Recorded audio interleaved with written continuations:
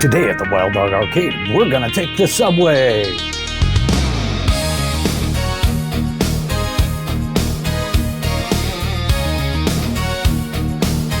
Welcome to the Wild Dog Arcade. I'm Gary, and today I'm gonna walk you through the installation of Stumblor Pinball's subway building mod. This is one of their Tokyo neon accessories. So I've got the sign and the mule bar already. Gonna do this back left corner subway building. Currently, it's just a piece of plastic that's lit up with some signs and some LEDs. This is a much more detailed sculpt, so it looks really cool. Goes with the other Tokyo Neon mods.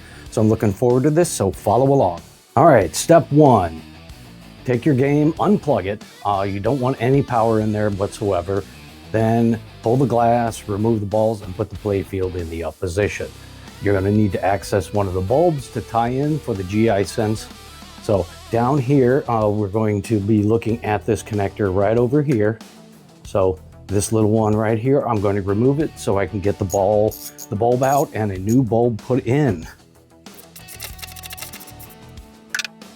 So the bulb is right here. So next step is we're going to replace this with another piece of wiring and a bulb. All right, next step, in the parts bag, you're going to find this piece of wiring here that's got a bulb base and a bulb sticking out of it. This is the GI sense. This is what he uses to read the GI, so it knows when to turn the lights down and up on that. What you're going to do, take the old bulb, pull it out, then screw in the GI sense. So this is going to go in just like this, and it's going to go back inside there, and then this wire will route it up to the mod. All right, next step, we're going to replace the bulb in the socket and put it back into the playfield and then route the wire. So basically, you just put it back into the hole, put it up in there, and re-screw it. Next, you're going to want to route this. You just basically route it down along these other wires, do a couple of zip ties, leave it hanging accessible in the back because you're going to end up feeding it into the mod. After you've got the wires routed, next step is you're going to want to put the playfield down, slide it forward, and then tip the back up so you can get easier access to it. I use these microfiber closet clamps on both sides so I can tip the playfield above the cabinet so I have easy access to it. Now that you've lifted the playfield, you've exposed the whole subway building here. So first step, find this Molex connector in the back and unplug it. It's pretty simple. Got a little release lever, pop it out. All right, this next step is going to vary a little bit depending on whether you have a Pro, which has a plastic bracket and plastic Godzilla, or a Premium or LE will actually have a sculpted figure here, or you might have one of the mods where you have the light up Godzilla. Mine's actually just an Amazon licensed product that I got off of Amazon. He's just attached by a screw here, which I've already undone. And then I have a zip tie where I've attached his tail to the support back here, which I'm just going to cut and remove. So this comes out. Now you got easy access to the subway. All right, next step, there is a clear plastic airball deflector that you need to actually remove from the game as well. You'll notice that here you can see the old brackets for my Godzilla plastic, which I had already removed.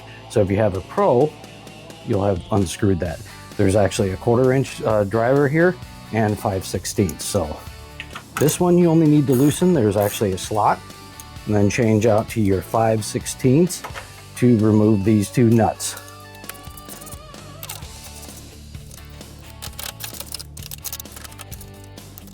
There we go, plastic protector out. All right. Next step, you need to remove this wire form. It is held on by 2 screws, one here and one back here. Remove those. Pay attention, there's a nut under it and a nut over it, so pay attention to that. Put them back in the right order later.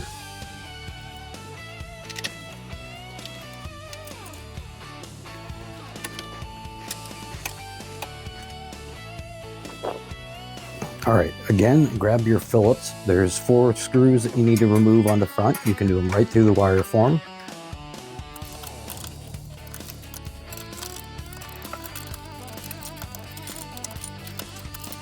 Now that you've got those 4 screws off, let's remove the building. It's just a piece of plastic. You'll have to unhook the wire from a loop in the back, and it'll pull right out.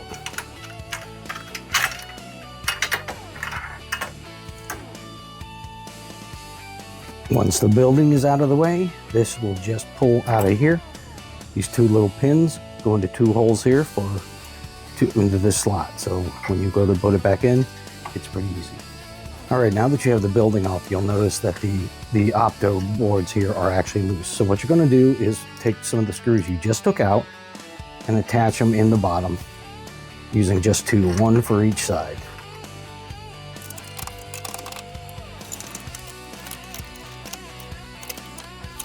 Pay attention to those holes. Make sure you've lined up the other two when you've tightened these down.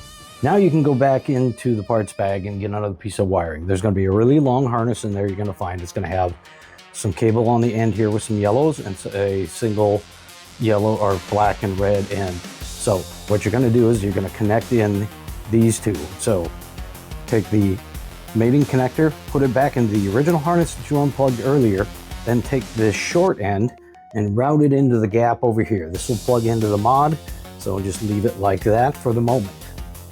All right, now we're going to install the actual building part of the mod. So there's going to be two connections you're going to make. There's a larger connector and a smaller connector. The other thing you want to do is grab the wire that came from below that we put in before and feed it through that same hole. So there are two connections you need to make. One is for this small connector. I got to get the right alignment. There's a little keyway, so it'll only go in one way. And then the larger one will also have keys, so it'll only go into one way.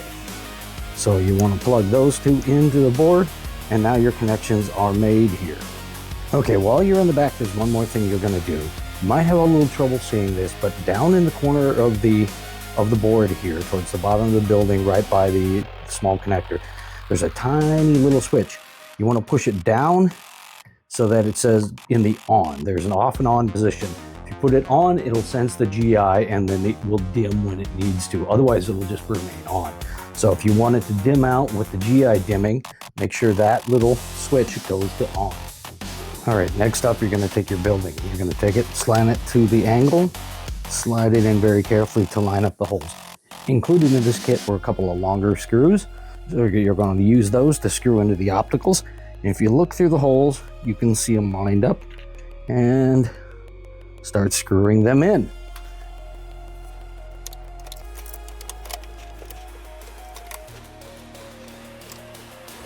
All right, you can tighten them up, but don't do them too tight. You don't want to crack all this nice plastic here. That's it, bolted in. There will be a gap. Don't worry about that. Don't be alarmed. It's supposed to have that, so that's good. All right, next step is to put everything back together. So first thing you want to do is put the wire form right in. Lines up with the gaps. A little slot up in there. And you slide it into place.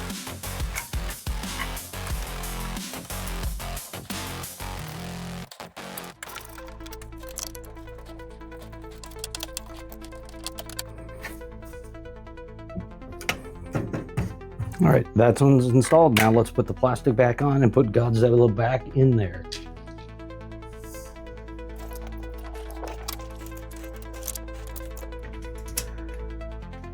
All right, you got two nuts and a 1/4 inch drive right there.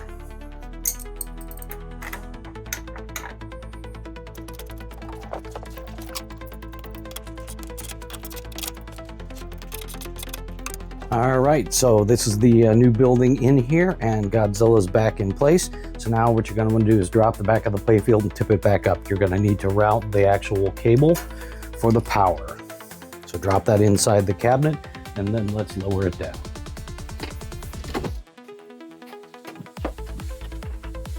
Conveniently, Stern has a nice handle in the back, so you can lift it up and easily drop it down inside. All right, now I'm going to hook up the wire in the cabinet. So I brought the wire down here. I'm going to run it along the other ones. One thing to note is you need to get some sort of an extra power. I already have some of the Stumblor's mods, so I have this little power distribution board, which adds power to it. So all we really got to do is hook it up. So plug into one of the connectors here, and then let's go ahead and route it along the back, leaving slack in the back in case you need to pull the playfield.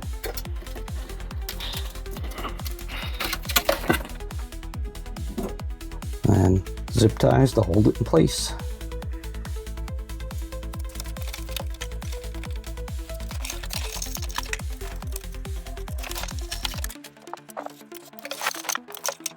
Okay, we have everything hooked up. So I've rehooked up the power to the machine. It's plugged back in. Now I'm going to turn it on and we'll watch what happens.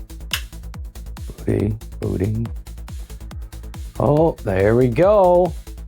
We got lights. Oh man, there we go. Thing's gorgeous looking, isn't it?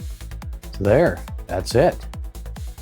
We've got the Stumblor Pinball mod for the subway building installed.